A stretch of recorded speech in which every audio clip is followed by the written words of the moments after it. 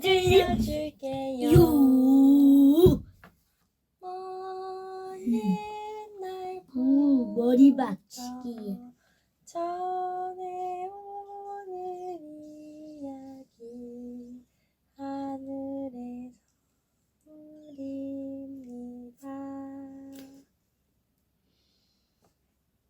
옛날에 귀여운 작은 소녀가 있었습니다. 그 소녀를 보는 사람이라면 누구나 그 소녀를 사랑하지 않을 수 없었습니다. 그러나 이 세상에서 소녀를 가장 사랑하는 사람은 소녀의 할머니였습니다. 할머니는 늘 손녀딸에게 무언가를 주고 싶어 안달을 하곤 했습니다. 그러던 어느 날 할머니는 손녀딸에게 빨간색의 자그마한 모자를 선물했습니다.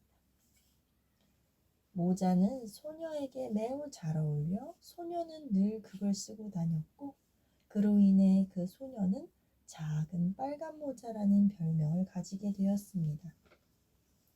어느 날 소녀의 어머니가 소녀에게 말했습니다. 작은 빨간 모자야, 이리 온. 너희 케이크와 포도주병을 할머니께 가져다 드리렴.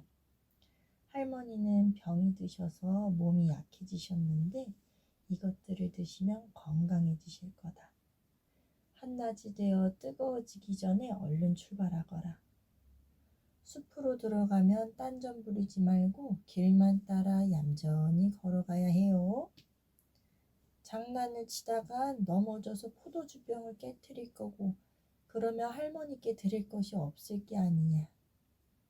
할머니 방에 들어갈 때 공연히 여기저기 기웃거리지 말고 먼저 안녕하세요 라고 인사해야 하는 것도 잊지 말고 엄마가 말씀하신 대로 할게요. 작은 빨간 모자는 어머니에게 굳게 약속했습니다. 할머니의 집은 숲속에 있었는데 그 집은 마을에서 30분 정도의 거리에 떨어져 있었습니다.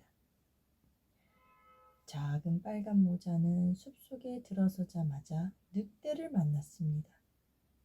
작은 빨간 모자는 늑대가 얼마나 못된 짐승인가를 잘 알지 못했기 때문에 늑대를 무서워하지 않았습니다. 늑대가 말했습니다. 안녕, 작은 빨간 모자야. 저한테 다정하게 대해주셔서 고마워요, 늑대 아저씨. 이렇게 일찍 어디로 가는 거냐? 할머니 댁에 가요. 그 앞치마로 싼 건 뭐지? 케이크하고 포도주요. 우리 할머니가 병이 드셔서 어제 우리는 이 케이크를 구웠어요. 할머니께 드려서 기운을 차리시게 하려고요. 너 할머니는 어디 사시니? 작은 빨간 모자야. 여기서 15분쯤 더 가면 돼요. 새 그루의 큰 참나무 밑에 있어요. 개암나무 숲가에 있다고 말해도 좋고요. 늑대는 속으로 생각했습니다. 이 어린 것은 아주 보드랍고 맛이 좋겠어. 그 할멈보다 훨씬 더 맛있을 거야. 할멈하고 이 어린 것을 둘 다 잡아먹으려면 교묘한 꾀를 써야 할 거야. 그러고 나서 늑대는 작은 빨간 모자와 얼마간 나란히 걸어가다가 다시 소녀에게 말을 걸었습니다. 작은 빨간 모자야, 너희 주위에 예쁘게 피어있는 저 아름다운 꽃들을 좀 보렴. 넌 왜 둘러보지 않니? 그리고 새들이 저렇게 아름답게 노래하는데 넌 신경도 쓰지 않는 것 같구나. 넌 마치 학교로 가는 애처럼 그저 앞만 보고 걸어가는구나. 생각해보렴. 숲속을 여기저기 거닌다는 게 얼마나 즐거운 일인지를. 작은 빨간 모자는 주위를 돌아보고는 나무들 사이로 스며들어 온 햇살이 영롱하게 반짝이고 있다는 것을, 그리고 그 숲에 아름다운 꽃들이 지천으로 피어 있다는 것을 알았습니다.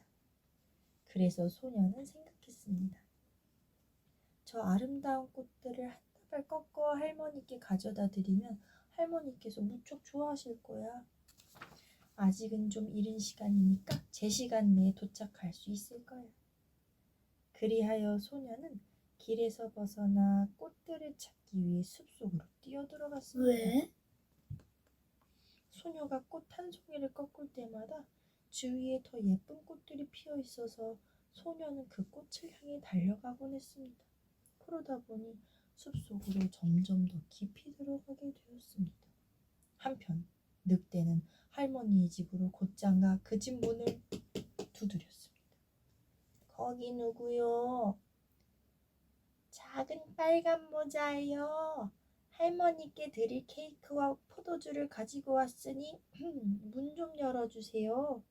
할머니가 소리쳤습니다. 그 빗장을 들어 올리면 된다. 난 기운이 없어 일어날 수가 없어. 늑대가 빗장을 들어 올리자 문이 활짝 열렸습니다. 늑대는 말없이 할머니의 침대 옆으로 곧장 가서는 할머니를 한 입에 꿀꺽 삼켜버렸습니다. 그러고 나서 할머니의 옷을 입고 할머니가 잠잘 때 쓰는 모자를 쓴 뒤 할머니의 침대에 누워 커튼을 잡아내렸습니다.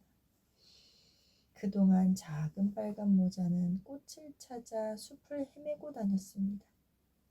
소녀는 한아름 가득 꽃들을 꺾은 뒤에야 비로소 할머니 생각을 떠올리고는 다시 할머니 집을 향해 걸음을 재촉했습니다.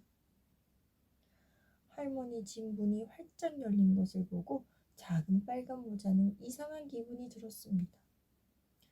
할머니 방으로 들어갔을 때 소녀는 그 방이 아주 낯설게 느껴져 속으로 보통 때는 할머니 방에 있는 게 좋았는데 오늘은 이상하게 으스스한 걸 하고 생각했습니다. 안녕하세요. 소녀는 크게 소리쳤습니다. 그러나 아무런 대답도 없었습니다. 소녀는 다시 침대로 다가가 커튼을 뒤로 젖혔습니다. 침대에는 할머니가 누워 계시긴 했지만 할머니는 잠잘 때 쓰는 모자를 얼굴 있는 데까지 푹 내려쓴 괴상한 모습을 하고 계셨습니다. 할머니, 귀가 왜 이렇게 커요? 귀가 커야 네 말을 좀 더 잘 들을 수 있지. 할머니, 손이 왜 이렇게 커요? 손이 커야 널 더 잘 잡을 수 있지. 할머니, 입은 왜 이렇게 커요? 입이 커야 널 더 잘 잡아먹을 수 있지. 늑대는 그 말이 끝나자마자 침대에서 벌떡 일어나 불쌍한 작은 빨간 모자를 한 입에 꿀꺽 삼켜버렸습니다. 늑대는 뱃속을 채우고 난 뒤 다시 침대에 누워 잠이 들더니 드르렁 드르렁 코를 골기 시작했습니다. 때마침 사냥꾼은 그 집 옆을 지나가다 코 고는 소리를 듣고는 이상한 생각이 들었습니다. 할머니께서 저렇게 코를 골다니 뭔가 안 좋은 일이 생긴 것 같으니 안을 들여다보는 게 좋겠어. 할머니 집으로 들어가 침대 곁으로 다가간 그는 늑대가 침대에 누워있는 모습을 보았습니다. 그것을 보고 사냥꾼이 중얼거렸습니다. 마침내 내 놈을 찾아냈군. 난 널 오랫동안 찾아다녔어. 사냥꾼은 총으로 늑대를 겨냥하다가 문득 늑대가 할머니를 삼켜버렸다면 어쩌면 할머니를 살려낼 수 있을지도 모른다는 생각이 들어 총을 쏘지 않았습니다. 그는 가위를 찾아내 그것으로 잠자는 늑대의 배를 가르기 시작했습니다. 그가 두어 번 가위질을 하자 늑대 뱃속에서 작은 빨간 모자가 힐끗 보였습니다. 그가 다시 몇 번 가위질을 하자 소녀가 밖으로 튀어나오며 소리쳤습니다. 와, 얼마나 무서웠는지 몰라요. 이 늑대 뱃속은 정말 캄캄했어요. 이어서 할머니도 밖으로 나왔습니다. 할머니는 아직 살아있긴 했으나 제대로 숨을 쉬지 못했습니다. 작은 빨간 모자는 얼른 커다란 돌멩이 몇 개를 주워왔고 그들은 그 돌멩이들을 늑대 뱃속에 채워넣었습니다. 이윽고 잠에서 깨어난 늑대는 얼른 달아나려 했지만 그 돌멩이들이 너무 무거워 푹 고꾸라지더니 그대로 죽고 말았습니다. 세 사람은 모두 기뻐했습니다. 사냥꾼은 그 늑대의 털가죽을 벗겨 그것을 들고 집으로 갔습니다. 할머니는 작은 빨간 모자가 가지고 온 케이크와 포도주를 마시고는 그의 기운을 차렸습니다. 그동안 작은 빨간 모자는 앞으로 어머니가 길에서 벗어나 숲속으로 들어가지 말라고 하면 꼭 어머니 말씀대로 해야지 하고 결심했습니다. 빨간 모자는 그 다음에도 빵을 가지고 할머니를 찾아가다가 또 다른 늑대를 만났습니다. 그 늑대 역시 작은 빨간 모자를 유혹해 길에서 벗어나게 하려 했습니다. 그러나 소녀는 이번에는 조심을 하고 곧바로 할머니 집으로 가 늑대를 만난 이야기를 했습니다. 늑대가 다정하게 인사를 했지만 소녀는 그 늑대의 눈빛에서 흉악한 마음을 읽었다고 말했습니다. 내가 큰 길에서 벗어나기만 했다면 그 늑대는 대본에 나를 잡아먹었을 거예요. 그러자 할머니가 말했습니다. 들어오너라. 우리 그 녀석이 들어오지 못하게 문을 잠그도록 하자. 잠시 후 늑대가 문을 두드리며 소리쳤습니다. 문 좀 열어줘요, 할머니. 빨간 모자예요. 할머니께 드릴 빵을 가져왔어요. 그러나 할머니와 소녀는 아무 대꾸도 하지 않고 문도 열어주지 않았습니다. 그러자 그 회색 늑대는 저녁이 되어 빨간 모자가 집으로 돌아갈 때까지 기다렸다가 소녀가 나오면 그 뒤를 살금살금 쫓아가 어둠 속에서 잡아먹어버릴 속셈이었습니다. 그런데 그 집 앞에는 돌로 깎아 만든 커다란 구유가 있었습니다. 할머니가 손녀딸에게 말했습니다. 작은 빨간 모자야, 저 양동이를 들고 오너라. 어제 내가 소시지 요리를 한 게 있는데 소시지를 넣어 끓인 물을 그 양동이로 퍼담아 저 구유 안에다 부으렴. 작은 빨간 모자는 소시지 끓인 물을 그 큰 구유 속에다 여러 번 부어 구유를 가득 채웠습니다. 그러자 소시지 냄새가 늑대 코를 자극했습니다. 늑대는 코를 벌름거리며 아래를 내려다보았습니다.